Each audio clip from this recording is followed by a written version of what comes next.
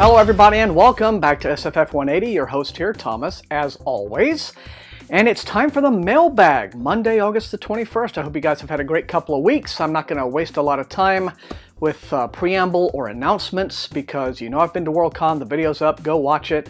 I've got 18 packages here after this 2-week gap, so I'm just going to go ahead, get right into them, and let's see what we have, shall we? And here is a large envelope from Random Penguin. I think I know which one this might be.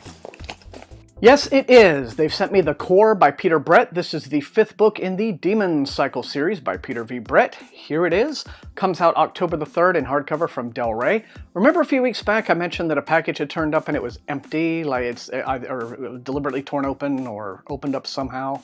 Nothing was inside it. Well, it was this, so they were very kind to send me another one. But anyway, Demon Cycle, I don't know if this is the final volume or what, but October the 3rd, probably a good opportunity to get my reviews up for the Demon Cycle series. But The Core is book 5 from Del Rey Books.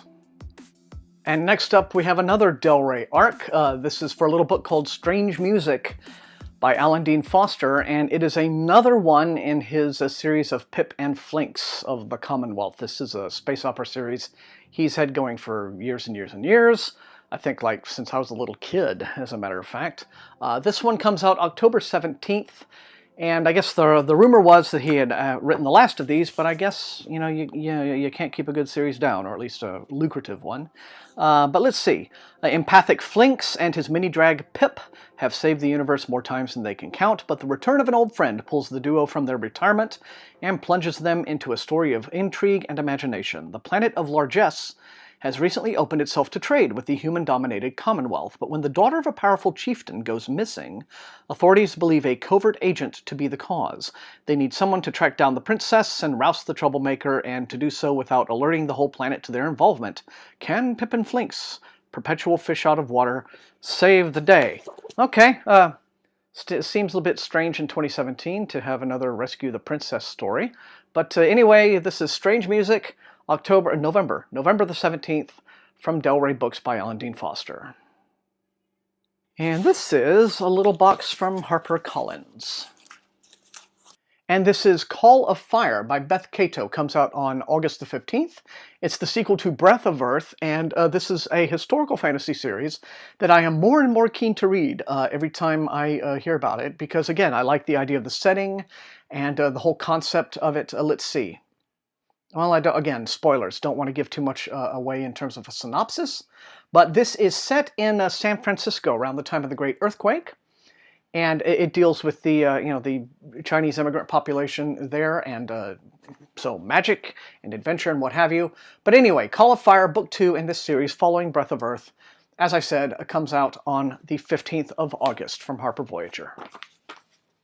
And next from Harper Voyager, we have the US edition of The Seven by Peter Newman. This is the final volume in the Vagrant trilogy by Peter Newman. Again, I believe this has already been released a while back in the UK, so the US edition comes out October the 3rd. Can I say anything about it for people who have not read any of it? I'm not sure. Well, anyway, high fantasy, very cool covers. The Seven, following The Vagrant and The Malice, from Peter Newman, October 3rd, from Harper Voyager. I'm getting through a lot of these pretty darn quickly. I guess so many of them are sequels to things like Book 3, Book 4, where I can't really read a synopsis. I just have to say, here's this, and it's Book 4 of this, and it comes out then, so enjoy. But we'll see what we have here. Maybe there will be something that I can give you a little bit more detail on. Well, maybe this one counts or maybe it doesn't, but this is, it looks like a middle grade book or even a kid's book. So not likely the sort of thing that I'm going to read, but maybe you have young kids in your lives who enjoy these. This is Invasion of the Scorp Lions, and it's a new book in Bruce Hale's Monster Town mystery series, which, as you can see, appears to be very much of a Goosebumps-inspired thing. So, you know, if you got little kids and you're getting them hooked on the Goosebumps stuff, this is more stuff like that, apparently. Spooky, hilarious, standalone, perfect for fans of, like I said, Goosebumps or Scooby-Doo, and just scary enough to keep kids up at night, but not too late. On the edge of their seats reading. A lenticular cover, which probably, I'm sure, does not turn up at all on camera. But all right, another silly, strange, and spooky tale, perfect for readers who like their chills with a side of chuckles. Okay, third of these, but like it says, a standalone. So this comes out on October the 31st, Halloween Day, from Disney Hyperion. More stuff from HarperCollins. Let's have a look. Okay then, this is the finished copy of An Excess Mail by Maggie Shen King. Some of you will remember I already got this one as an ARC a couple of months back perhaps. It is on my immediate, very soon TBR to read because it comes out September the 12th. But it's a near future novel, and I'll go ahead once again and recap it for you because the premise sounded really pretty interesting. It says, China's history of male preference has created an imminent gender crisis in the world's most populous country. Let's see, in the not-too-distant future, painted within the pages of An Excess Mail, China struggles to support a burgeoning bachelor population. Its one-child policy and its cultural preference for male heirs have created a society overrun by 40 million unmarriageable men. These men have little to no chance of marriage and a family of their own. This engrossing novel focuses on 40-year-old Li Weiguo, an aspirant husband who does not want to become co-signed to the Legion of China's surplus males, a testosterone-fueled corps whose lives and sexuality are rigidly overseen through authoritarian measures and controlled via reinvigorated communist ideals. Wei Guo lives with his two fathers. He is lean, fit, and has the enviable job of being personal trainer to some of the country's loftiest personalities. He holds fast to the belief that as long as he continues to improve himself, his small business, his community of males, and his country, he will be rewarded with a chance at love. His dowry is slight, though. His best shot is to become the third husband in an advanced family, looking to, quote, go the max, 3 being the maximum number of husbands one woman can take by order of law. No matter how appealing his person may be, only one family shows interest in Wei Guo. His two fathers quickly surmise that something is awry in the relationship between husband 1, Han, husband 2, just called XX, and their lovely wife Mei Ling. Although love blooms between Han and Mei Ling and their shared child, intimacy is lacking. XX seems more interested in the alternate reality of his gaming universe than in playing husband or father to Bebe. See, now that's interesting. You have this like really successful, bachelor businessman here, Wei Guo, and yet somehow XX, as some, just lazy guy who games all day, managed to win the marriage lottery before he did. So there's probably some interesting social dynamics going on there. Wei Guo has an immediate connection with the seemingly dysfunctional Wu family, and he's willing to immerse himself in their lives and guard their confidences. But few secrets remain secrets in a totalitarian regime. The eyes and ears of the government are all-pervasive. Wei Guo, Mei Ling, Han, and XX discover together that men, excess or not, are all too dispensable to the state. A frighteningly plausible future. Okay then, September the 12th, interesting take on a dystopia, I have to say, from Maggie Shen King, Harper Voyager. Tell you, Harper's just hitting me hard this week. Another little package from them. This one feels like a hardback. Okay, and this one is The God Peak. The author is Patrick Himstreet. This comes out in hardcover tomorrow, and some of you will remember maybe last year I got the first volume of this series called The God Wave, and I sneered and rolled my eyes at it because it bases its story on the pseudoscientific premise that we only use 10% of our brains. And The God Wave was basically about awakening the supposed remaining 90%, which obviously will turn us into X-Men or something. Completely false premise. I don't have a problem with the book that takes a pseudoscientific premise and pretends it's true. But my problem with the way The God Wave was presented was that it seemed to think that the pseudoscientific premise was true. And that's a bit of a different approach, and one that the science-respecting person inside me just had a real hard time with. But anyway, God Peak is here. Comes out, like I said, tomorrow. And Hemstreet has created a not-so-distant future where humanity hinges on the actions of test subjects named the Alphas. When Chuck's team of neuroscientists creates them into existence, all hell breaks loose. Instead of adding to the betterment of mankind, the superhumans choose to wage war against the world. Well, who wouldn't have seen that coming? But anyway, the series continues tomorrow from Harper Voyager. And now we're moving on down to some boxes from Random Penguin. And this is a very pretty thing to see. This also comes out tomorrow in hardcover from Crown Publishing. This is the finished copy of The Massacre of Mankind by Stephen Baxter. And this is an estate-approved, there have been many unofficial ones over the years, I'm sure, but this is an estate-approved sequel to H.G. Wells' The War of the Worlds. The Massacre of Mankind. I suspect that Stephen Baxter was given the green light to do this because he already did an estate-approved sequel to The Time Machine, called The Time Ships. So anyway, let's see. Arguably the father of the dystopian genre, Wells used science fiction to comment on contemporary human society. Yeah, well, that's generally what SF does, but yes, Wells was a pioneer. He foresaw the dangers of uninhibited technological advancement and social Darwinism, and the War of the Worlds was a stark warning. The Martians' planet was dying from climate collapse, and they were prepared to conquer those who they saw as inferior animals. And before we judge them too harshly, Wells wrote, we must remember what ruthless and utter destruction our own species has wrought. Now, Baxter, like Wells, has embedded warnings in the subtext of the book. The setting, for one, is in a world in which Germany and the Central Powers were not soundly defeated in World War I, rather their creeping spread is tolerated. Indeed, the Englishmen battling the Martians are aghast that they're fighting alongside some of these very German soldiers. The Martians, then, are not the only ones who they think they have to fight, who think they have the right, the Martians are not the only ones who think they have the right, there we go, Thomas, to use technology in warfare to conquer those inferior to themselves. It takes place 14 years after the War of the Worlds, and so anyway, tomorrow, I really want to read this, so look for it probably to appear as a review here on the channel pretty soon. And another one I've had my eye on for a little while, this also comes out tomorrow, the 22nd, Reincarnation Blues by Michael Poore. Finished copy is finally in. A wildly imaginative novel about a man who is reincarnated over 10,000 lifetimes to be with his one true love, Death herself. 10,000 tries, 10,000 lives to get it right, answer all the big questions, achieve wisdom, and become one with everything. Milo has had 9,995 chances so far and has just 5 more lives to earn a place in the cosmic soul. If he doesn't make the cut, oblivion awaits, but all Milo really wants is to fall forever into the arms of death, or Susie, as he calls her. It's cute. More than just Milo's lover throughout his countless layovers in the afterlife, Susie is literally his reason for living.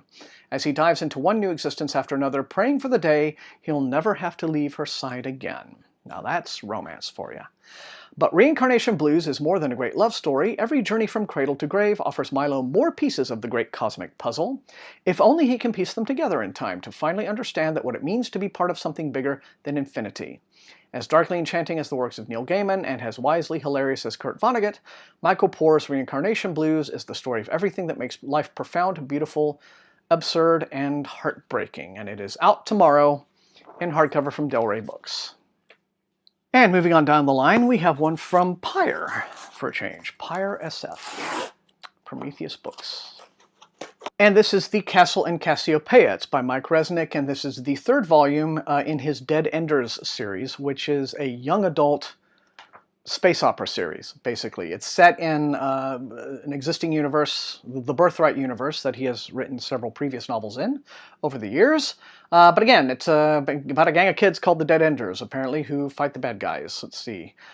Fortress in Orion was the first novel. Okay, and so, you know, what can I say? Anyway, lots of military SF goings on, and the Dead Enders are evidently the heroes, because the series is named after them. See, I can figure those things out. Alrighty then, so this comes out August 22nd, tomorrow. Another one coming out tomorrow. I guess I've just been flying through these kind of quiz. Seems like it's going really fast today, doesn't it? Alrighty then, another Random Penguin title. Alright, this is one that I had not seen before. Apparently it's already been out in hardcover, and this is a paperback release. It's called Lucky Boy, and the author is Shanthi Sakaran. And it looks quite lovely, but it's I'm a little puzzled why it was sent to me, because it does not appear to be SFF in any way, shape, or form. Contemporary lit fic, evidently.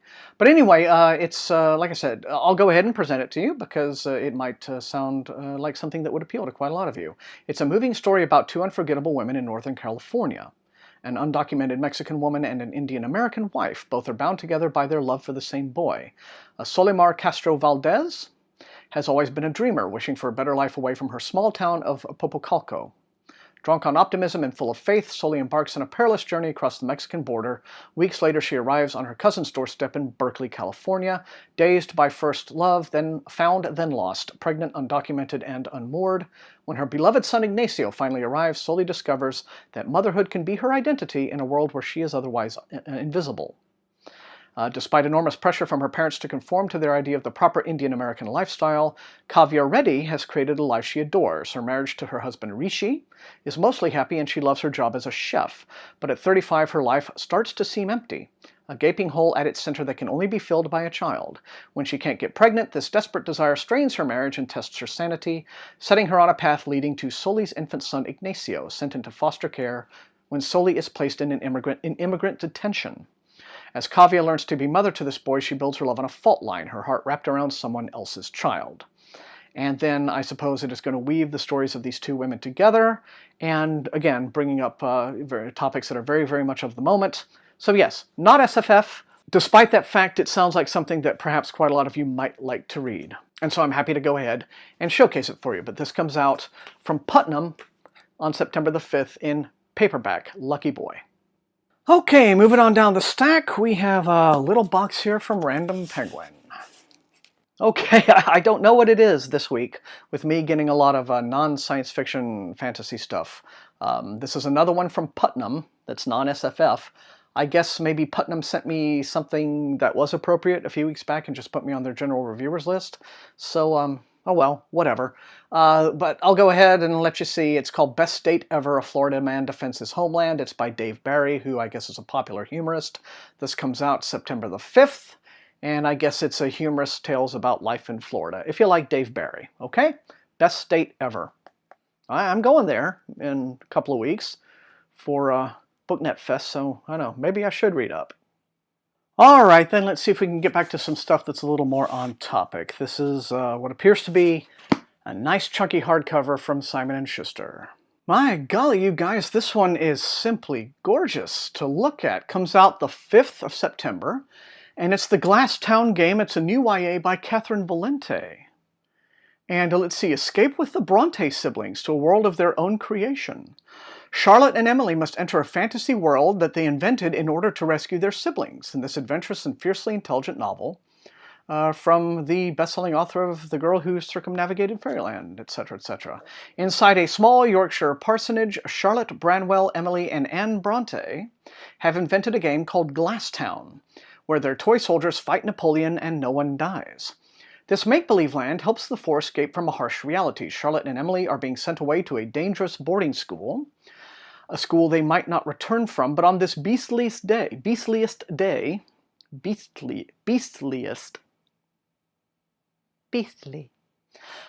day Anne and Branwell walk their sisters to the train station, something incredible happens. The train whisks them all away to a real glass town, and the children trade the moors for a wonderland all their own. This is their glass town, exactly like they envisioned it. Almost.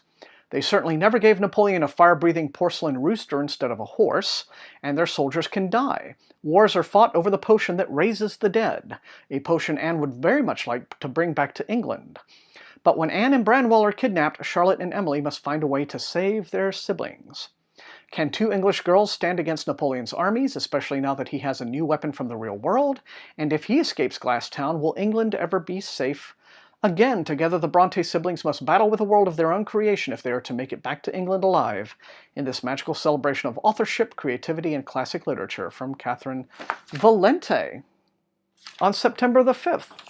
Okay then, again, another fantasy novel about the creative process, like Radiance was. Okay, let me know in the comments. Looks really beautiful. So we're getting a little closer, you guys, but we still have a decent little stack to do. Alrighty then, this is a white envelope, usually denotes, as you all know by now, a tour title. Probably. It is, and this one is really very pretty, and it's one that I don't usually get tour titles from NetGalley, but I do have an e-arc of this already. But it comes out August the 26th, so, which is a strange date for a new release to come out. They're usually Tuesday things here in the States. Oh well, whatever. It's called An Alchemy of Masks and Mirrors, the debut novel from Curtis Craddock. getting some good praise from the likes of Brandon Sanderson and Charlie Strauss. Here we are. Craddock deftly employs historical elements of French and Spanish Romanticism in a fantastical skyship setting, all while turning classic character tropes on their ear. Okay, in a world where science and magic exist side by side, with skyships the size of continents, and ancient blood-borne sorceries, Princess Isabelle des Zephyrs is the unfortunate daughter of one of the cruelest magical rulers. Born with a gift for science and mathematics, but a total absence of her father's powers, Isabelle is an outcast in her family and unknown to society, pursuing her intellectual exploits under a male pseudonym. Resigned to a cloistered life on those terms, she is surprised when an offer of marriage to Jean-Claude, the future king of Argofox, promises a way out. Hoping the match will stave off disastrous conflict and bring her opportunity and influence, she accepts. But, with its unfamiliar mirror magic and complex court politics, her new home will test the brilliant princess and her loyal musketeer as never before. Aided by Jean-Claude, Isabelle plunges into a great maze of prophecy, intrigue, and betrayal, where everyone wears masks.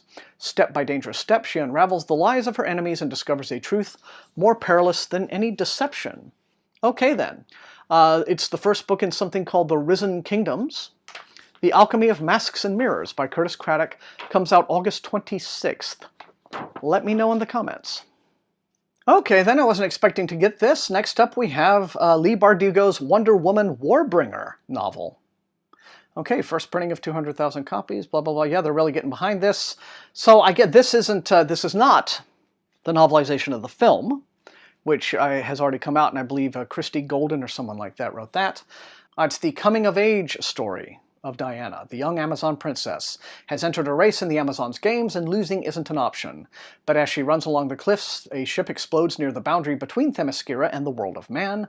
The only survivor is Alia Corrales, who is a warbringer, descendant of Helen of Troy. Alia was meant to die in that shipwreck, and in rescuing her, Diana has risked not only exile, but the fate of the world.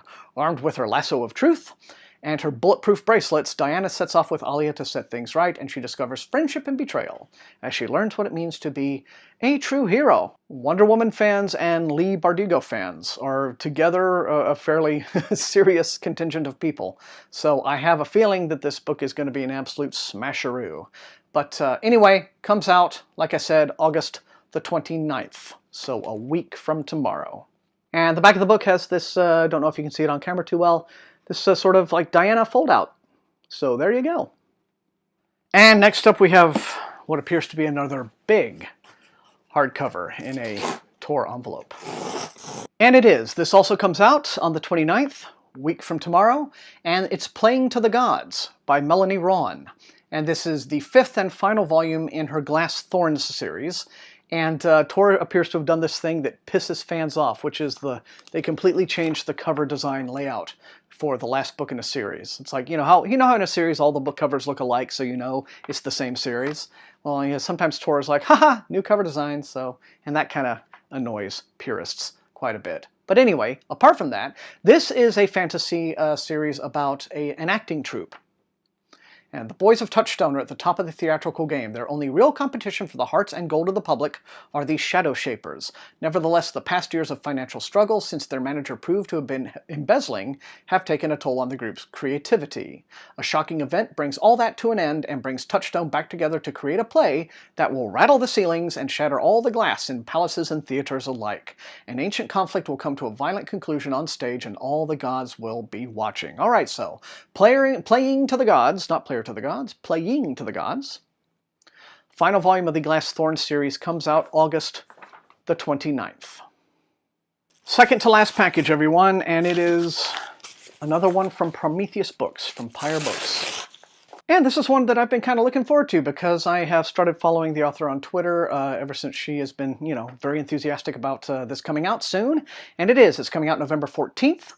It's a debut novel by Tracy Townsend. It's called The Nine. Black market courier Rowena Downshire is doing everything she can to stay off the streets and earn enough to pay her mother's way to freedom. But an urgent and unexpected delivery leads her face to face with a creature out of nightmares. The alchemist knows things few men have lived to tell about, but when a frightened and empty-handed courier shows up on his doorstep, he knows better than to turn her away. What he discovers leads him to ask for help from the last man he wants to see, the former mercenary Anselm Meteron. Reverend Philip Chalmers awakes in a cell, bloodied and bruised, facing a creature twice his size. Translating a stolen book that writes itself may be his only hope for survival. However, he soon learns the text may have been written by the Creator himself, tracking the 9 human subjects of his grand experiment. In the wrong hands, it could mean the end of humanity. This unlikely team must try to keep the book from those who would misuse it. But how can they be sure who the enemy is when they can barely trust each other? And what will happen to them when it reveals a secret no human was meant to know? A black market courier lies with 2 ex-mercenaries to retrieve a mysterious book that may determine the fate of the world. All right then, November the 14th from Pyre. Let me know in the comments. And the last one is a big package from what appears to be Saga Press with multiple titles bunking around each other inside. So let's release them, shall we? Well, holy cow, you guys. This one is amazing. This is by Gregory Manchess. It's called Above the Timberline, and it appears to be Saga's very first art book. Gregory Manchess being the author you see here. Let me see if I can hold this open and show you some of the interiors. Okay, I was wrong, you guys. This is not just an art book. This is its own story. This is a massive illustrated story by Gregory Manchess, and let me tell you what it's all about. A city buried under the ice, an obsessed explorer lost in the frozen waste, a son searching for his father, alone above the timberline. Galen Singleton, the most renowned explorer of the Polaris Geographic Society, is lost in the frozen waste. His estranged son Wes is determined to find his father after receiving an encrypted note 6 months after Galen was last heard from, when his airship Indomitable was lost. But there are others who care only about what Galen, or Wes if he finds his father, has discovered, and they will take any action necessary to ensure Galen and Wes don't escape the waste alive. Exquisitely illustrated and told in more than 120 paintings, acclaimed artist Gregory Manchess has created an epic widescreen adventure that will captivate readers in this future age of exploration set against an ice age that has lasted more than 1,500 years. So you have this kind of thing, and you have this kind of thing, and there's this awesome shit right here, and we got more polar bears and gears because you can't have enough of that. So anyway, save your nickels because this comes out October the 24th from Saga Press, Above the Timberline. This is sweet.